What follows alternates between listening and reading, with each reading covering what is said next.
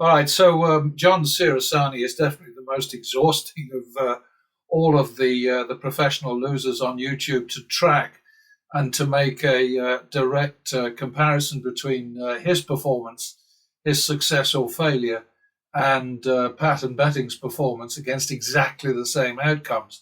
The difference being, of course, that pattern betting has nothing to do with any extra bets that he chooses, not in terms of splits and double downs, obviously, but if he goes from one hand to two, then I will only, for pattern betting purposes, track the left hand bet, the first base bet, simply because I know from long experience that extra bets, extra hands are dangerous. They won't make any money. They may cost you a small fortune.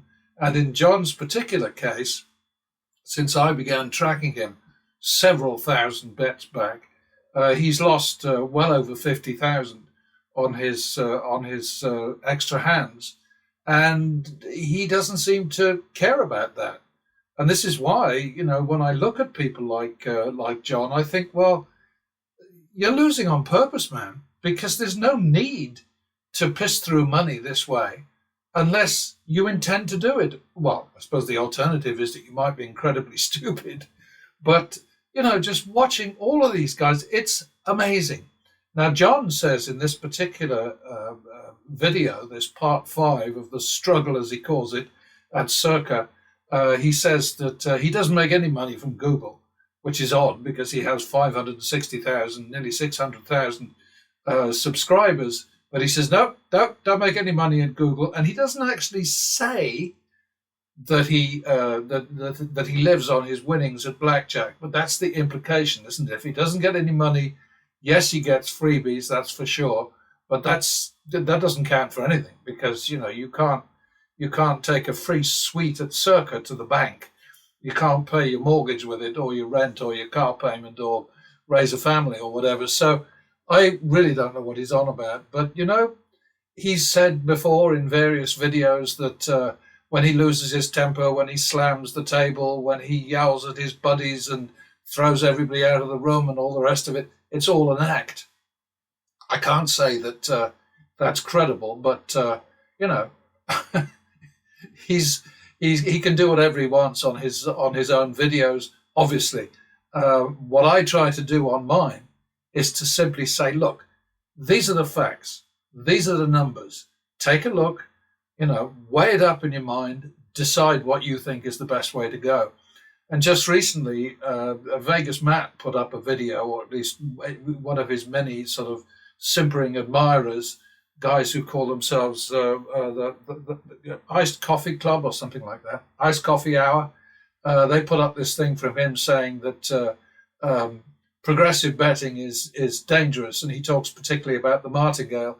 And that's what the casinos love to do. They like to suggest that any kind of progressive betting must be a martingale, which is absolute bullshit, absolute nonsense. And I've demonstrated that in hundreds of hours of demos that are already on the Practice Makes Profit channel, and also on the the pattern betting channel that preceded it and which still exists. And it just shows you time and again, if you don't bet progressively, strategically, consistently, soberly, sensibly, logically, mathematically, in other words, if you bet like John Cerasani, you are screwed. So I've spent so much time now tracking John Cerasani's blackjack play. This is the guy who says he's the greatest blackjack player who ever placed a bet, and he's a lifetime winner at every casino where he's ever played, etc., etc., etc. And there's a kind of a fascination about him simply because he brilliantly but accidentally demonstrates the very worst of blackjack play. I mean, he really is quite extraordinary because he doesn't learn from his mistakes. He doesn't pay any attention to things that have gone wrong in the past. He just keeps banging away. And in this latest video, which is part 5 of his, as he calls it, struggle at Circa, he says, quite adamantly, he says, I don't make any money from Google. I don't get money from anybody. But he doesn't actually say, I make all my money winning at blackjack, because that would be ridiculous. It's quite obvious he doesn't, because he loses so often. But in this particular session, and I forget exactly how many rounds it was, but in this particular session, he didn't even face negative expectation, at least for his first base bets, his left hand bets, which are the only ones that I put through the pattern betting algorithm, and yet he managed to reduce the value of that from 2.2% to a half of 1%. He won 750 according to my calculations. He says he broke even. We often differ slightly in total action, total bet amounts, because he doesn't always announce his bets very well, and sometimes the camera angle makes it tricky to guess. I mean, if he were working for me, which of course he isn't, then he would sort of like slide chips over so that you can clearly see that there are 2 or 3 or 4 or 5 or whatever. Easier than that, of course, would be for him to simply say, okay, so this time it's 1,500. He's a lot better than he used to be at that. I mean, now he does tend to say, most of the time, he'll say $1,000, $2,000, $5,000. But he goes bonkers so often, it's absolutely extraordinary. And of course, now I've started on his, his action chart, his progress or lack of it chart, adding the pattern betting performance as a contrast. And what you see here is that his lowest point was he was nearly 10,000 down. For pattern betting, it was just over 2,000, 2,100 was the biggest threat. And with John, he was just basically responding as he always does to actual value, which is what you get when you simply say, okay, X number of wins, Y number of losses, or maybe we should say W number of wins, L number of losses. W minus L is usually a negative amount, and then you just divide that by the total number of bets, and you get the AV, which in this case is a player edge of 2.2%, which he reduced to a very skimpy break-even point. I mean, a half of 1%. But he's just weird. That's all that's the only way I can describe him. He just does not learn. This time, his silly extra bets, his side bets, his not side bets, but added hands. So like as I've explained to you, I'm only interested in his first base bets, the left-hand bets. He sometimes spreads out to 2 bets, in which case I go from, whatever. He's usually in the middle of the table, and then I move to the left hand, and I take that as being the pattern betting bet. And, he spreads out not that many times this time. I mean, it was how many totally? It was hardly any. He's getting better about that. I think he must be, no, he can't be paying attention to me. That's ridiculous. He doesn't pay attention to anybody. Must be coincidence. Anyway, his total loss to date from extra bets is nearly 52,000. This time he added action of 4,000, but it didn't cost him anything. So his total action was 138,000. His 750 win was half of 1%. Hold, and then we go to pattern betting. Different story. Remember, his action 138,000. Pattern betting's action was 60,000, so less than 60,000, 59,175. So all of you people out there who say, well, that pattern betting thing is absolutely ridiculous. I mean, look at the bet sizes, blah, blah, blah, blah, all of that stuff. It's nonsense. Yes, bets go from 25 to, well, just on this screen, from 25 to 2,100. But again, it's a situation where if I were sitting at this table, I would run away at certain points. This is a gag point right here.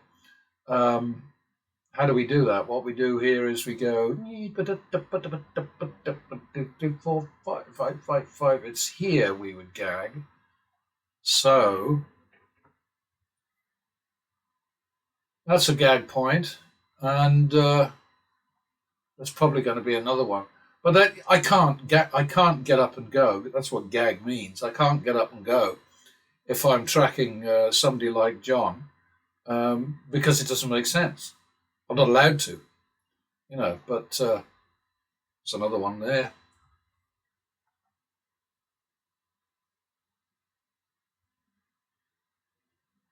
But it's kind of fascinating the way that these guys will get absolutely wrecked and just sit there taking it, forever and ever and ever. It's just bizarre. The gag would be about here, I guess, because we had one that cancels out. So it's 1, 2, 3, 4, 5. So it's here, So there are a number of gag points, but please understand, I am not saying that it is automatic that if you get up and go, gag, you will move on to greener pastures, to a safer place. That's not the point. The point is quite simply that these kinds of patterns, like this one here, are not common. They are sort of rare enough to be able to say, okay, well, I think I want to have a go at finding a shoe where things are a little less threatening, a little less challenging. And mathematically, the sort of the mathematicians who run most of the crap that comes out on YouTube and all over the internet about gambling, they will say to you, makes no difference if you get up and go, or you walk away, or you stop betting, or you lower your bets. Doesn't matter. What happens over time is you are certain to lose. Against negative expectation, you will always lose. And there's this sort of axiom which says, any amount bet against a negative expectation must have a negative result, but it doesn't actually specify when. So it could be in 100 years, it could be in 5 minutes. They don't know, so they don't say. But the point is that if you bet tactically, sensibly, logically, responsibly, and self-protectively, self-defensively, then you have a chance.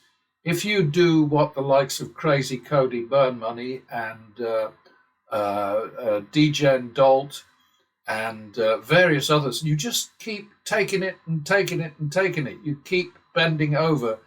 That's in violation of the pattern betting rule, which says don't bend over. So if it gets too tough for comfort, get out of there. Pick up your chips, take your chips and keep the down value, which is your target, how much you're in the hole, and your out value, which is the full value of your next bet, not a reduced value as here. But, so you see here what happens. A win, the bet has been reduced to 400 by the algorithm, wins that, so then the bet goes back to aiming for the target, loses, and then bing, bing, bing, bing, and then it's just 150 after risking 7,000, 15. That's about a 1% win, but this is not normal. This is not how it always is. It's how it can be, and like I say, I'd be out of there.